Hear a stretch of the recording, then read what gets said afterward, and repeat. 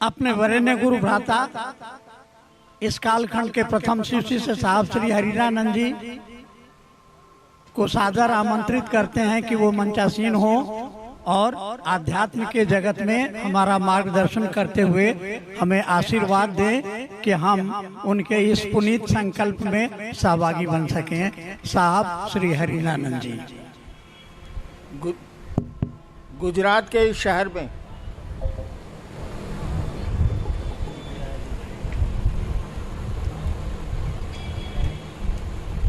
आपने आयोजन किया शिव गुरु महोत्सव का,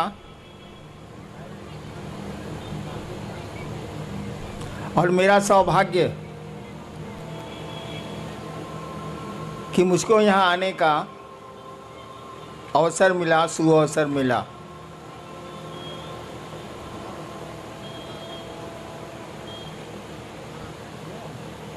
मैं मंच पर मुझको दिक्कत होती, इसीलिए मैं कुर्सी पर ही रह गया।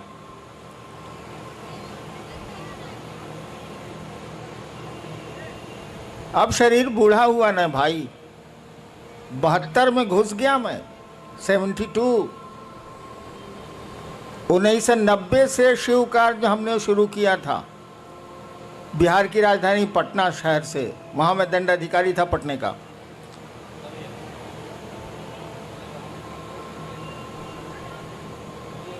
उन्नीस साल हो गए ना, क्या सर?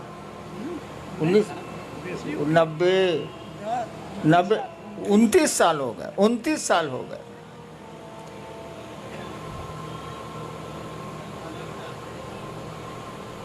पहले तो इस बात को आप समझ लीजिए, शिव शिष्यता में आदमी गुरु नहीं है। शिव शिष्यता में इंसान आदमी गुरु नहीं है।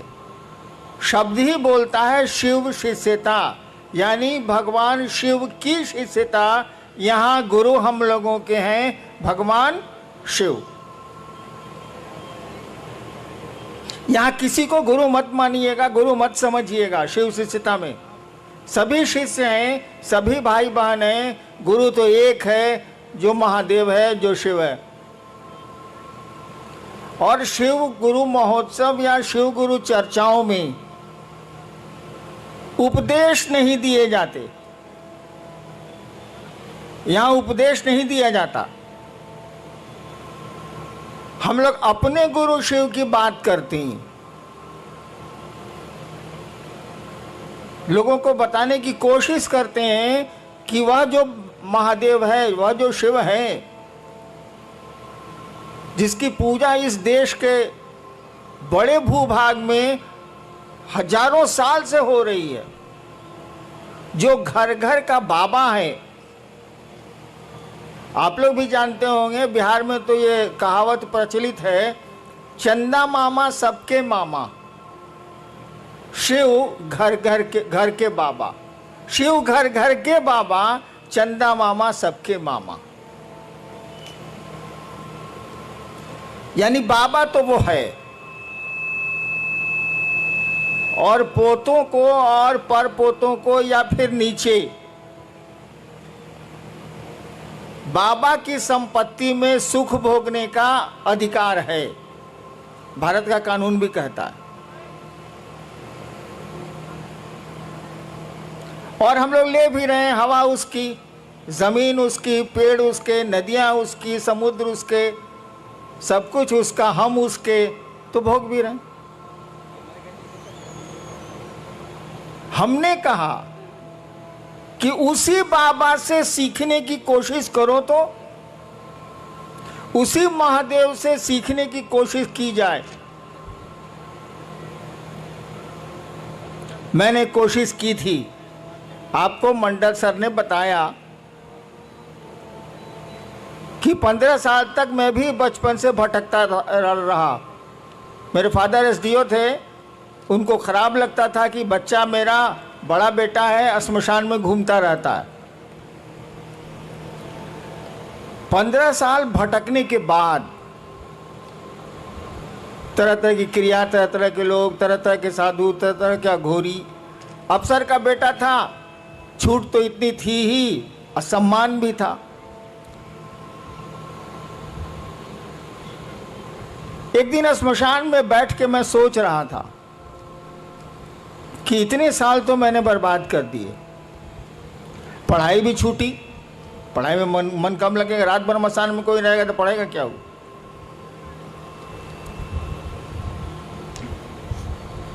एक मेरे मन में ख्याल आया, देखिए शिव शिष्यता है क्या, मैं आपको बताना चाहता हूं, मैं अपनी कहानी नहीं सुनाना चाहता। शिव शिष्यता क्या है ये इसको देखिए। आरा के गांग, आरा एक जिला है, भोजपुर एक जिला है बिहार का, पटना से सटा हुआ। वहाँ एक श्मशान में मैं रात के करीब 12-1 बजे बैठ के सोच रहा था, नदी थी, बैठ के सोच रहा था। श्मशान तो अंधेरा होता ही है, कोई आदमी होता नहीं। मेरे दिमाग में एक बात आई कि गुरु भगवान होता है तो ये भगवान गुरु काहे नहीं है। बस एक बात आ रही है और कुछ नहीं हो रहा है, मेरे आसपास कोई कुछ नहीं है,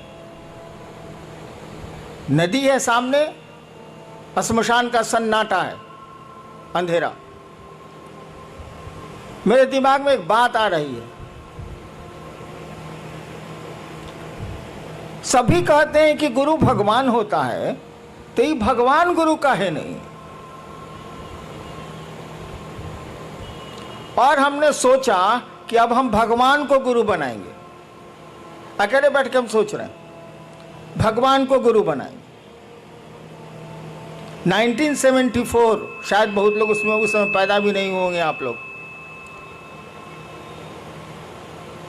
मैं पटना यूनिवर्सिटी में कानून का विद्यार्थी था, लॉ का।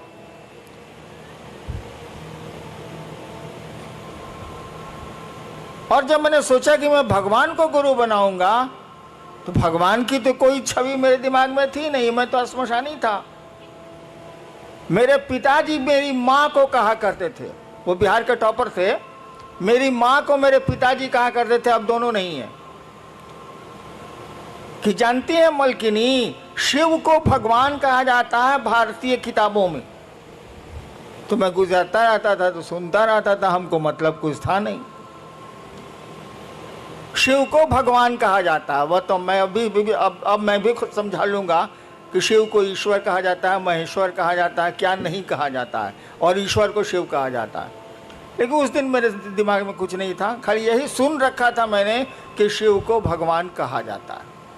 तो जैसे मेरे दिमाग में आई ये बात कि मैं अब भगवान को गुरु मानूंगा, अब इंसान को मानूंगा ही नहीं, तो शिव मेरे दिमाग में आए। कहे बाबूजी तो कहते हैं कि शिव ईश्वर का नाम है।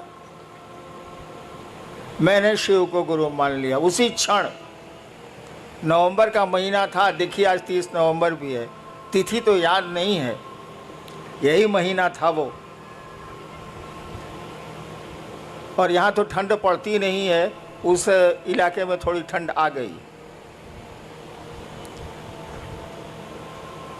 और मैंने शिव को गुरु मान लिया, सो मोटो, मैंने हिंदी बोलूं तो अपने मन से।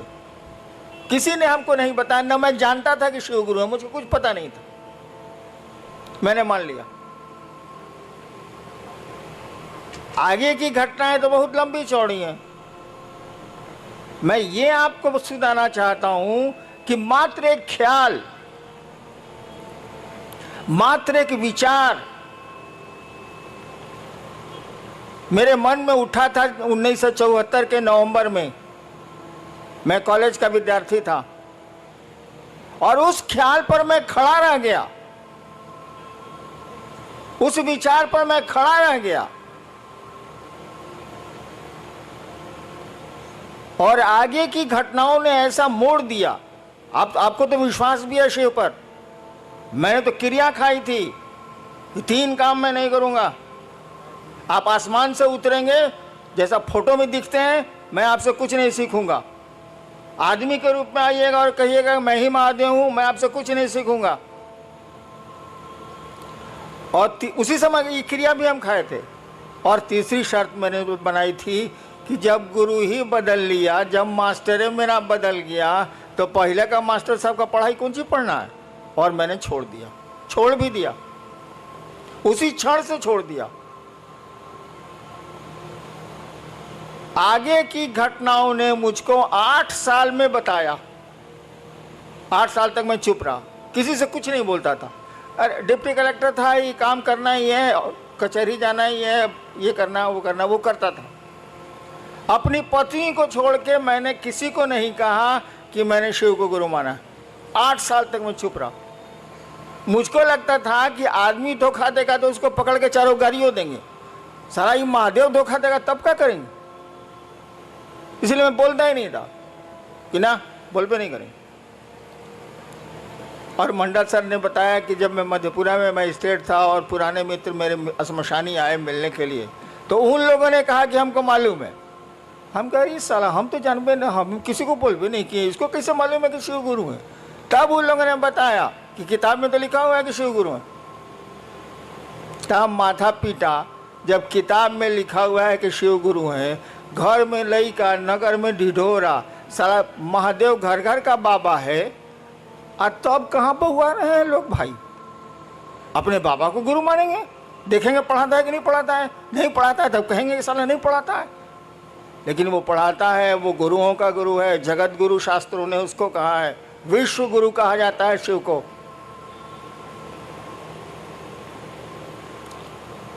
और परिणाम काम करते हैं, रिजल्ट काम करता है, विचारों में ताकत जो होती है ना वो काम करती है। मैं तीसरी बार शायद सूरत आया हूं, या दूसरी या तीसरी बार। कहां कहां जाऊंगा, कहां कहां जाता हूं। अब तो शरीर भी काम उतना नहीं करता, लेकिन शिव का काम हो रहा है कि नहीं। एक बहुत बड़े पत्रकार ने मुझसे पूछा कि पूरे देश में शिव गुरु का काम चल रहा है, मैं तो घूमता हूं, इसका रहस्य क्या है। हमने कहा इसका रहस्य कुछ नहीं है, मैं कहाँ जाता हूँ, 32 साल तो सरकार में था। विचार फैलते हैं, विचार में ताकत होती है। और आज देखिए सूरत में इस कड़ी धूप में आप यहाँ उपस्थित हैं, इतने लोग उपस्थित।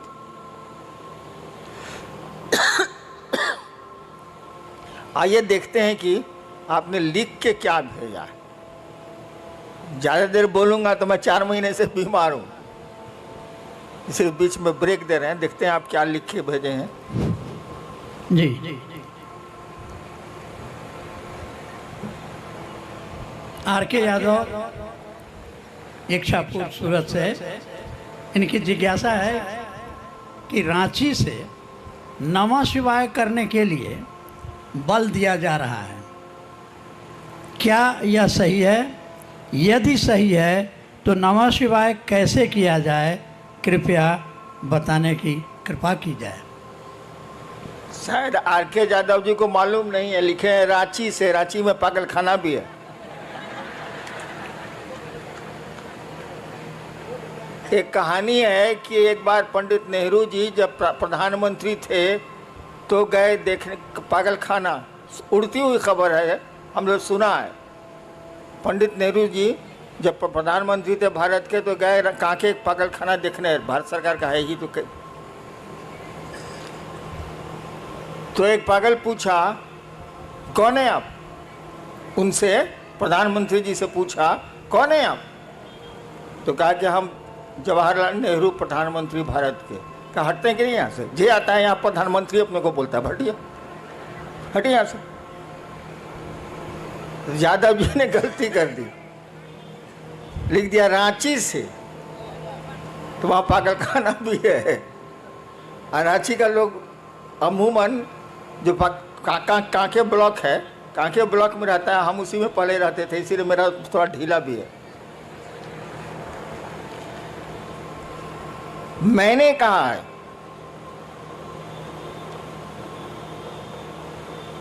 कि आपको नमः शिवाय करना चाहिए। आज तक तो सिस्टम रहा है कि मंत्रों को गोपनीय रखा गया, लेकिन शिव शिष्यता में क्या गोपनीय रखा जाए, हमको बताइए आप। वो जगत का गुरु है, जगत के एक एक आदमी को ये अधिकार है कि उस शिव को बिना किसी के परमिशन के वो अपना गुरु बना सकता है।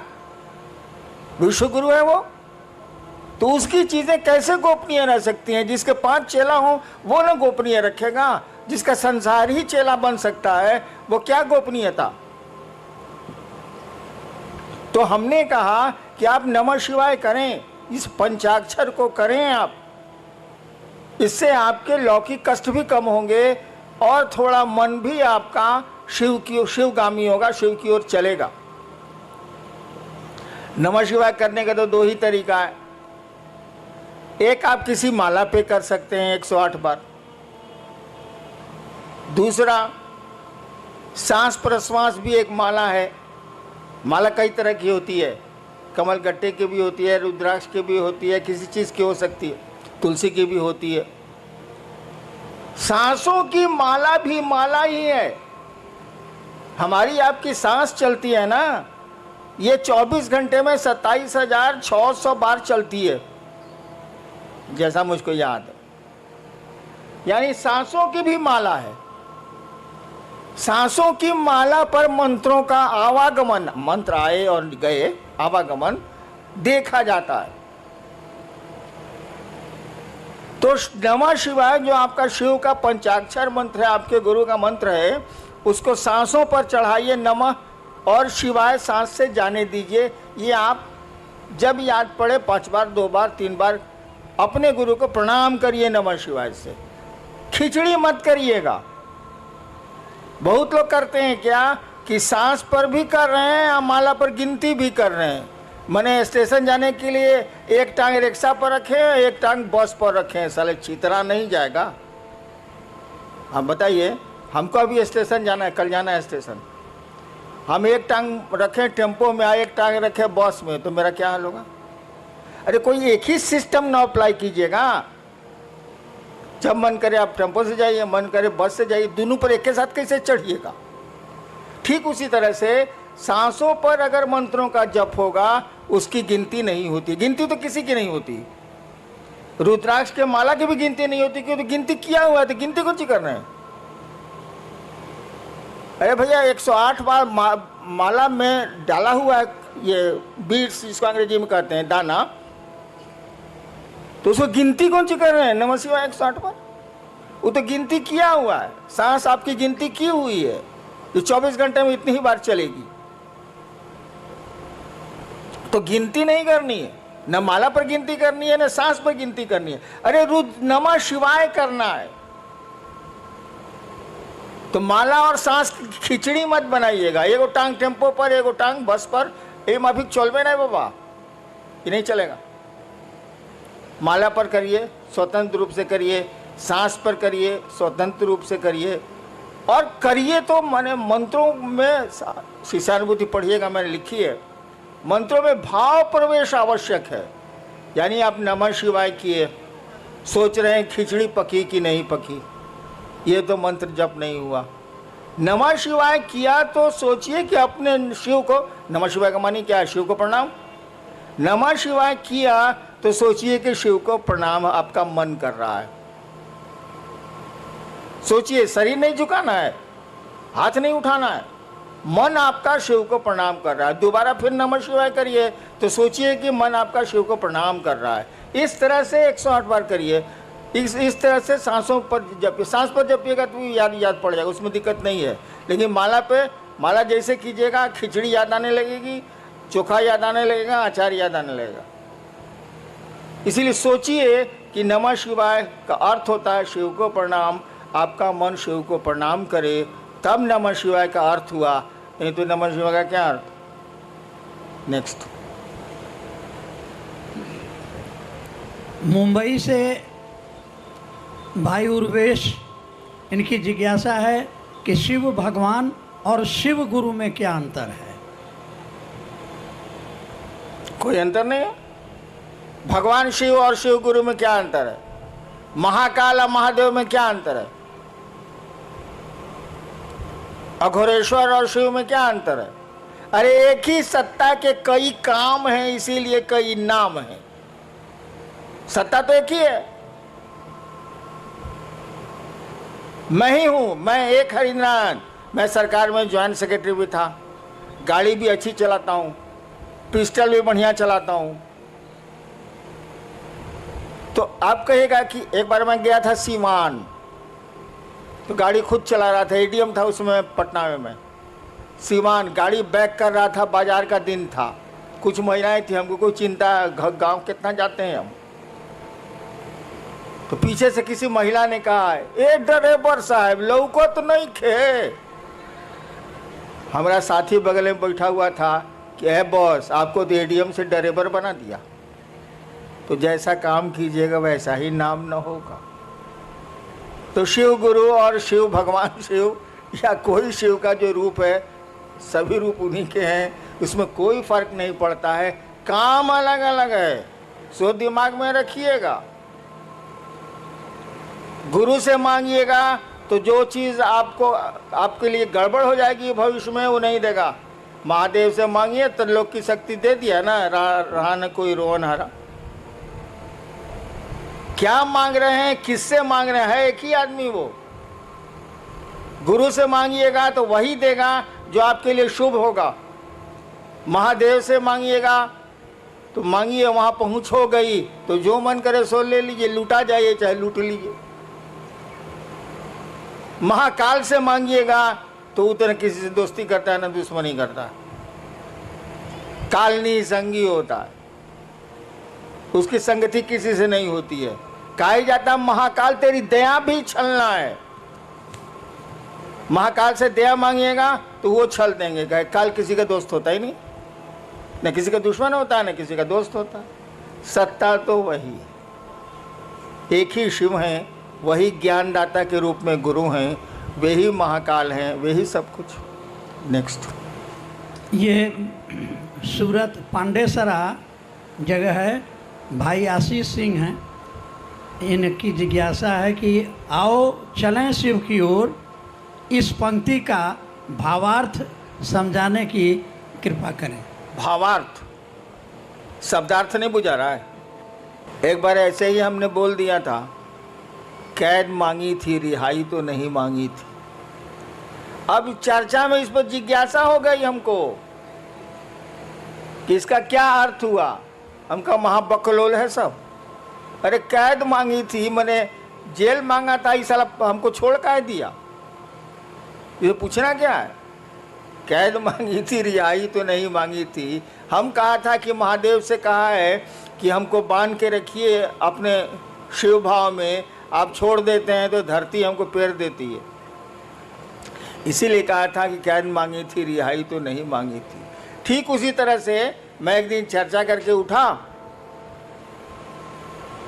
नहीं उस दिन मैं कुछ बोला ही नहीं।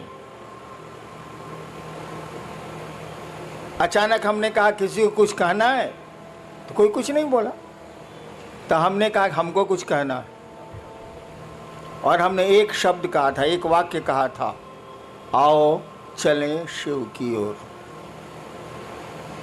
वही आजकल आपका स्लोगन भी हो गया है, आओ चलें शिव की ओर। मैंने ही कहा था ऐसे ही कि आओ चलें शिव की ओर। अरे धरती पर आए, यहाँ से जाना है ही, यहाँ बहुत सारा काम करते हैं हम लोग। एक काम और करें कि मन को समझा लें कि चलो शिव की ओर यार, कहाँ फंस गए हो। दुनिया में रहो जरूर, लेकिन दुनिया के राह हो के राह मत जाओ, बहुत खराब स्थिति। आओ चलें शिव की ओर, इसका भावार्थ बहुत गूढ़ है, बहुत गूढ़ है। उस स्टेज पर आपको आना होगा तभी समझ में आएगी बात कि आओ चलें शिव की ओर। एक सुदूर क्षिति से आती हुई मध्यम मध्यम आवाज़ है जो इंसान को बोल रही है, आओ चलें शिव की ओर। उस आवाज़ को कोई सुन पा रहा है, कोई नहीं सुन पा रहा है। नेक्स्ट, मुंबई से हैं भाई रामनाथ ठाकुर जी। साहब श्री कहते हैं कि शिष्य भाव जागरण के लिए, हे शिव आप मेरे गुरु हैं, मैं आपका शिष्य हूँ, मुझ शिष्य पर दया कर दीजिए। इस मूक संवाद को प्रतिदिन बारंबार संप्रेषित किया जाए। कुछ लोग कहते हैं शिव दया शिष्य भाव के साथ ही मांगने पर गुरु दया करेंगे। कृपया स्पष्ट किया जाए कि दोनों विरोधाभासी क्यों लगते हैं। ये बात ही, सवाल ही हमको स्पष्ट नहीं हो रहा है क्या इसका अर्थ क्या हुआ? सवाल का अर्थ क्या हुआ? अरे आप समझाइए ना, क्या इसका माने हुआ? एक पक्ष कह रहा है कि गुरु से दया मांगिए, प्रतिदिन संप्रेषित कीजिए। दूसरा व्यक्ति कह रहा है कि जब तक आप भाव से नहीं मांगिएगा आपको दया नहीं मिलेगी। इतना ही बात ना है? जी जी। सुन लिया ना? एगो साधु जी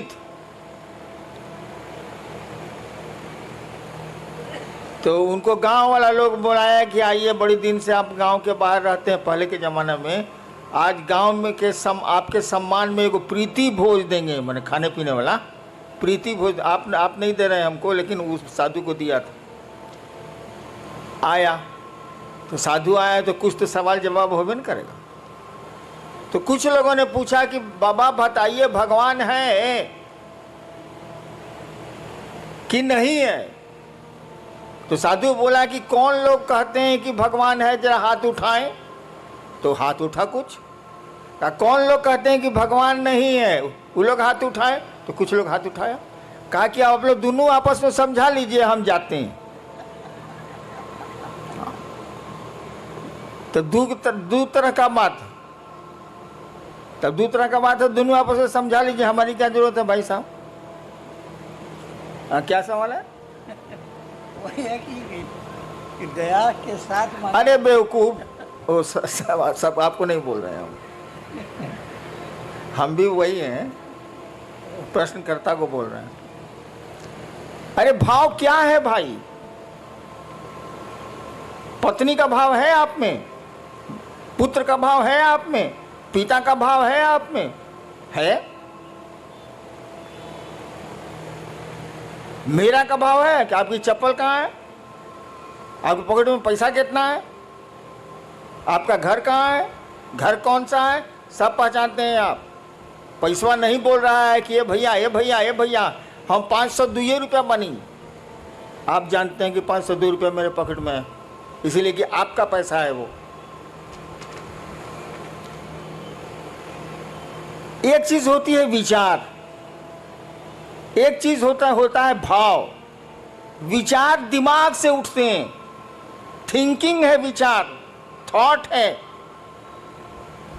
यह विचार कि हे शिव आप मेरे गुरु हैं, एक विचार है ये।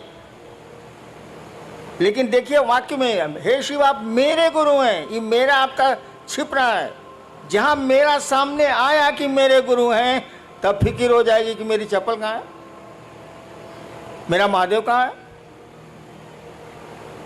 और जब ये बात आपके दिमाग से दिल में उतरेगी तो भाव है।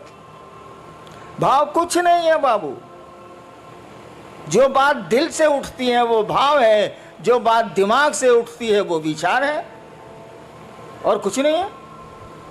तो कहा गया कि विचार को बार बार अपने दिमाग में आने दोगे तो ये दिल में प्रवेश कर जाएगा। उदाहरण दें, हम लोग बहुत जगह अफसर रहे हैं, बाबूजी भी अफसर रहे हैं, तो बदली होती रहती थी, अफसर कॉलोनी थी। पत्नी ने एक दिन आपसे कहा कि जो पड़ोसी है ना अफसर, वो बढ़िया आदमी है, सो आज केला भेजा था बच्चों के लिए। ठीक, ये विचार है, सूचना आपको मिली है। फिर दूसरे दिन पत्नी ने कहा कि उसकी बीवी कद्दू भेजी है सब्जी के लिए। खाली आपके दिमाग में न्यूज आ रहा है, विचार आ रहा है। धीरे धीरे आपको लगेगा कि पड़ोसी बढ़िया आदमी। एक दिन आपकी पत्नी ने कहा कि देखिए ना उसको बुखार लग गया है उनके बचवा को, तो आप कहेगा चलो ना दिखाते हैं। देखिए अब दिमाग से बात दिल में आने लगी, उसके बच्चे को देखने आप जाने लगे। इसका उल्टा देखिए, आपका बच्चा फूल तोड़ने पड़ोसी के यहाँ गया, डांट दिया पड़ोसी ने, आके आपको बोला कि मम्मी मम्मी मम्मी हमको डांट दिया, फूल तोड़ने गए थे।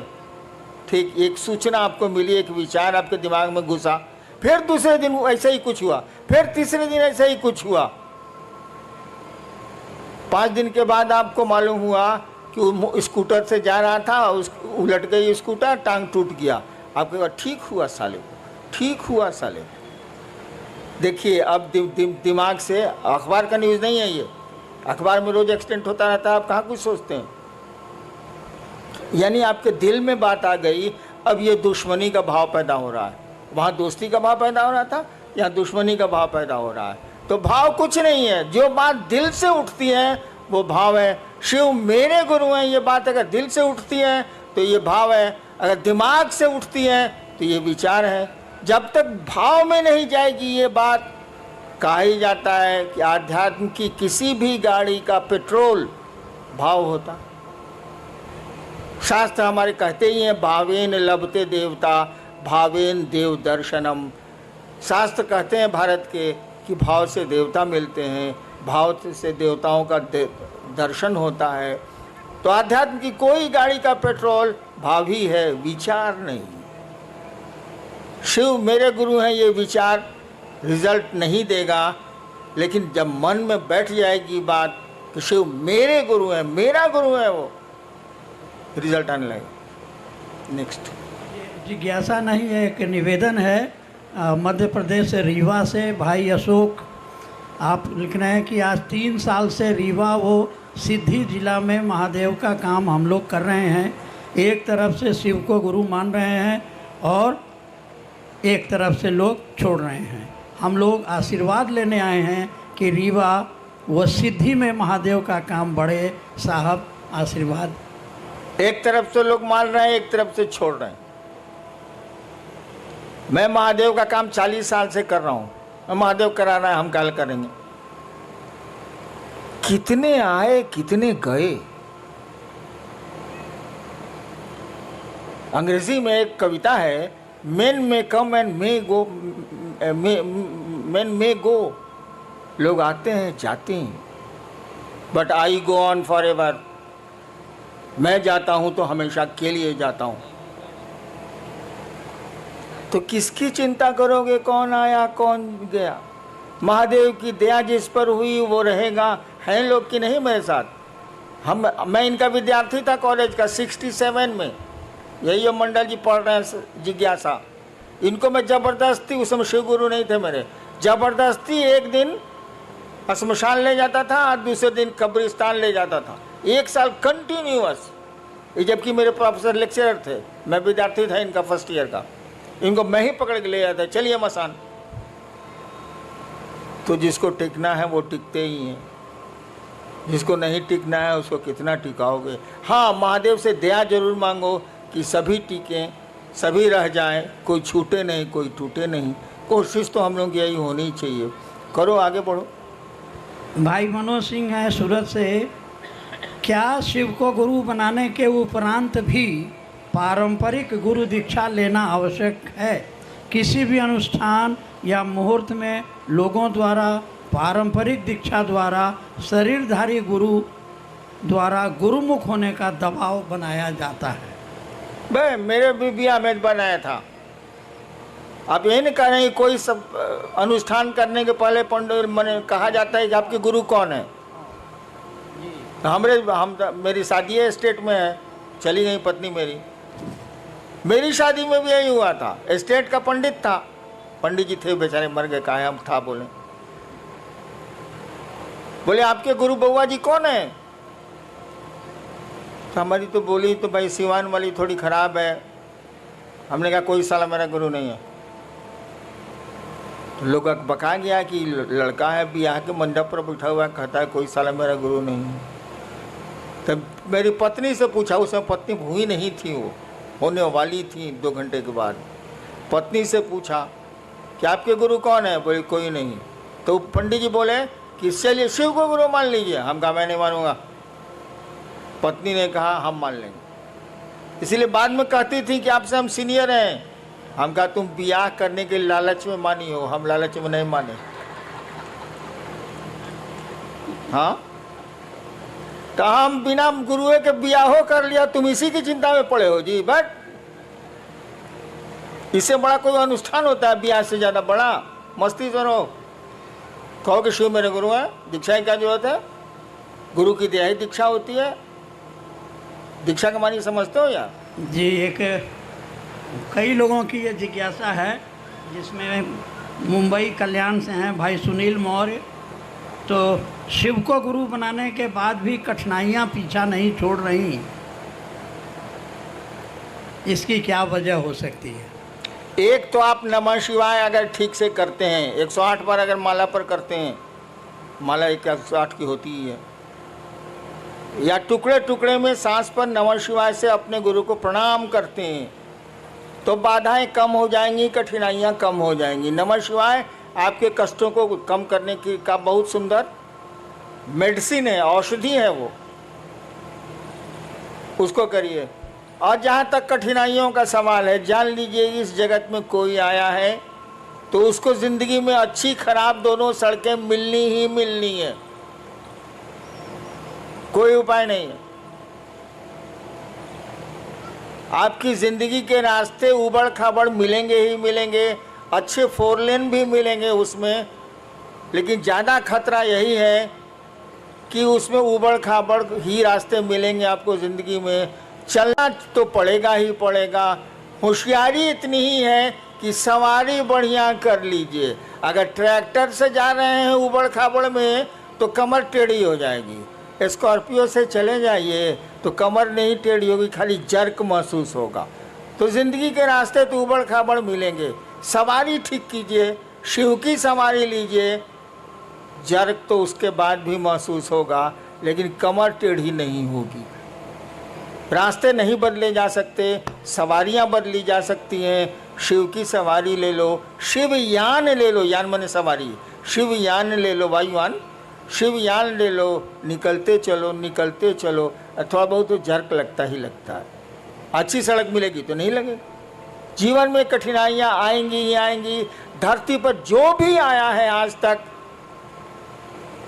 परेशानियों में रहा है वो, और उसमें उसने काम किए हैं। पहाड़ों पर वो चढ़ते हैं जिनको चढ़ना होता है, नहीं तो सीढ़ियां भी पहाड़ होती, इंसान के लिए सीढ़ियां भी पहाड़ होती हैं। और कोई है जो एवरेस्ट पर भी चढ़ता है और जिसका नाम होता है शेरपा तेंजिंग, दुनिया जानती है उसको। और कुछ लोग मिलेंगे कि आपके घर नहीं आ सकेंगे, एक पहला मंजिल पर आपका रहने का है, बड़ी दिक्कत है। कुछ लोग सीढ़ियों को पहाड़ बनाते हैं, कुछ लोग पहाड़ को सीढ़ियाँ बनाते हैं। इसीलिए इन चीज़ों से नहीं घबराना है। परेशानियाँ हो आगे बढ़ो, शिव की ओर बढ़ो, तभी मज़ा है, तभी किसी रिजल्ट का मज़ा है, नहीं तो कुछ मज़ा वजह नहीं। चलना चाहिए क्या? आयोजक गण क्या मुझको अनुमति देंगे? चलिए भाई, सूरत का ये शिव गुरु महोत्सव, बैठिए आप लोग। एक मेरी दिल की इच्छा बताता हूं आपको, शायद पूरी हो पाए या नहीं, आप कर पाए कि नहीं। सूरत में मैं शिव की सूरत देखना चाहता हूं, उस महादेव की।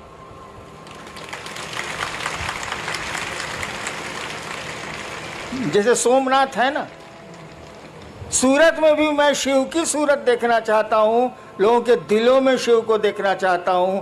आप मदद करें, आप सहयोग करें, महादेव दया करें। आपको प्रणाम।